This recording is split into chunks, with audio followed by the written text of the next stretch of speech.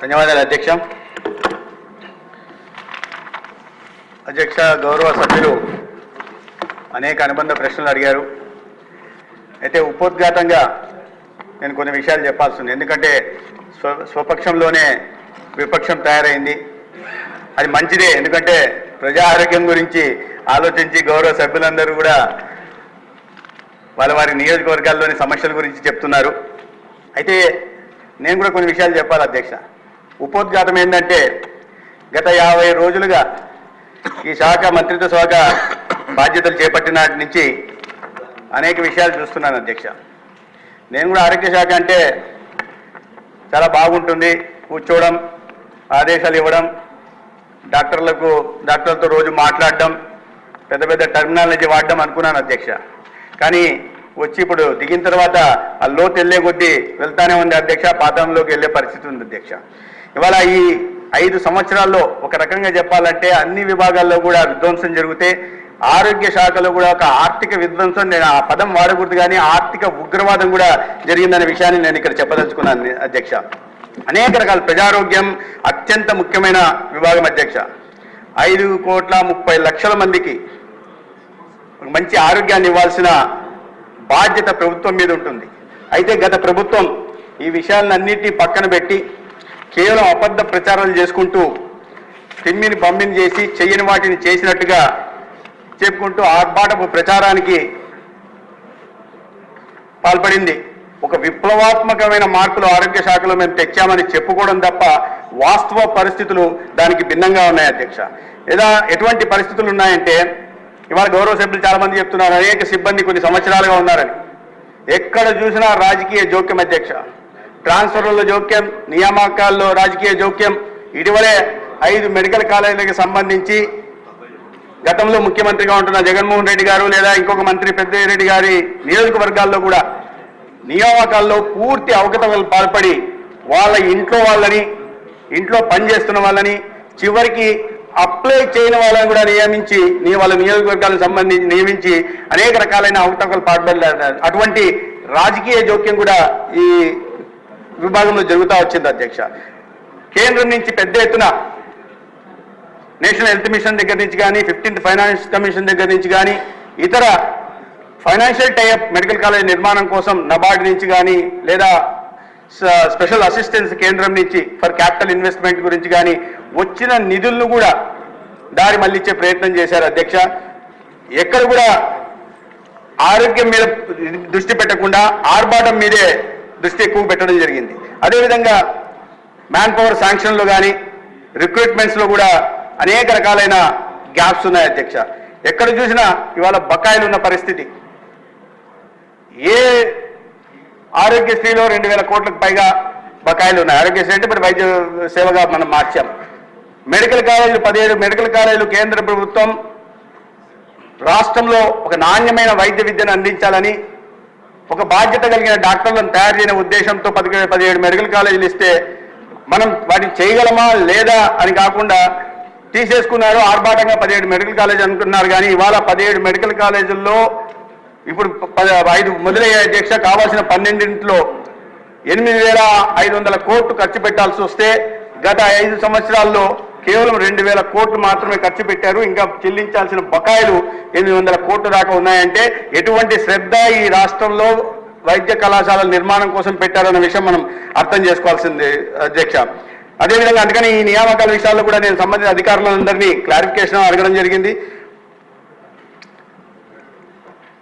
ఒక రకం చెప్పాలంటే అధ్యక్ష, ఈ ఆరోగ్య శాఖని 5 సంవత్సరాల్లో అనారోగ్య శాఖగా మార్చేశారు. అంటే అనేక రకాలైన ఇబ్బందులు ఉన్నాయి. బాధ్యతాయుతమైన ప్రభుత్వం, ఆ బాధ్యతలో ఉన్న వాళ్ళు వాస్తవాన్ని ప్రజల్లోకి తీసుకెళ్లాల్సిన పరిస్థితి ఉంది. అనేక చోట్లకి డాక్టర్లు నోటిఫికేషన్లు వస్తున్నప్పటికీ కూడా డాక్టర్ల కొరత గురించి మాట్లాడారు, ముఖ్యంగా స్పెషలిస్టుల కొరత గురించి మాట్లాడారు. నోటిఫికేషన్ ఇస్తున్నప్పటికీ కూడా డాక్టర్లు స్పెషలిస్టులు ముందుకు రాని పరిస్థితి రాష్ట్రంలో నెలకొని ఉంది. వాళ్ళని మోటివేట్ చేయడం కానీ ప్రజల్లోకి వాస్తవ పరిస్థితులను తీసుకెళ్లే ప్రయత్నం చేయలేదు. ఎందుకంటే అనేక సార్లు నోటిఫికేషన్ ఇస్తే కూడా డాక్టర్లు 10%, 15% కూడా ముందుకు రాని పరిస్థితులు రాష్ట్రంలో ఉన్నాయి అధ్యక్ష. అదేవిధంగా ఇవాళ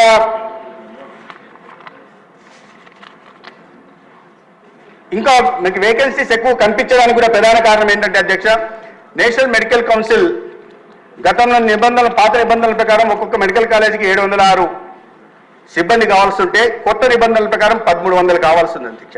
అందుకని ఇప్పటికే మొదలైన 5 కాలేజీలు, రాబోయే 13 కాలేజీలు, 12 కాలేజీలు మొత్తానికి కలిపి పెద్ద మొత్తంలో వేకెన్సీస్ ఉన్నట్టుగా మనకు కనిపిస్తూ ఉంటుంది. అయితే నేను గౌరవ సభ్యులు అడిగిన విషయాల్లోకి వెళ్లే ప్రయత్నం చేస్తాను.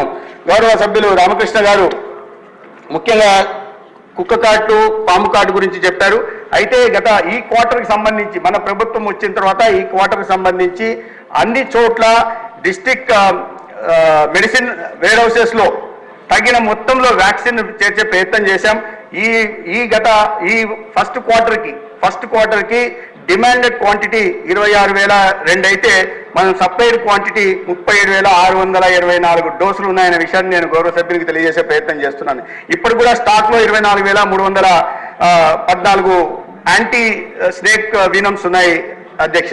అదేవిధంగా యాంటీ రేబిస్ వీనం కూడా డిమాండెడ్ క్వాంటిటీ 1,11,911 అయితే మనం సప్లైడ్ క్వాంటిటీ 1,46,741 ఉంది. 69,174 ఇవాళ డిఎండబ్ల్యూలో డిస్ట్రిక్ట్ మెడిసిన్ వేర్ హౌసెస్ లో అందుబాటులో ఉన్నాయి అధ్యక్ష. అయితే వీటిని కింద స్థాయి దాకా ఉన్నాయా, పిఎస్సీల దాకా చేరాయా లేలా అనే విషయాన్ని కూడా పూర్తిగా ఒకసారి సమీక్ష చేసుకుని భవిష్యత్తులో ఎక్కడ కూడా ఒక ప్రాణం పోయే పరిస్థితి లేకుండా ఈ ప్రభుత్వం బాధ్యత తీసుకుంటుంది అధ్యక్ష. దాని గురించి నిరంతర సమీక్షలు చేయడం జరుగుతుంది. సంబంధిత అధికారులకు కానీ సంబంధిత వైద్యాధికారులకు కూడా చెప్పడం జరుగుతుంది. మన నిర్లక్ష్యం ఖరీదు ఒక ప్రాణం కాకూడదన్న విషయాన్ని పదే చెప్పి వాళ్ళ బాధ్యతను తెలియజేసే ప్రయత్నం కూడా చేస్తా ఉన్నాం అధ్యక్ష.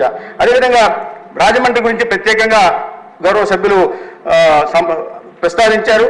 రాజమండ్రి గత సంవత్సరం మొదలైన మెడికల్ కాలేజ్ అధ్యక్ష.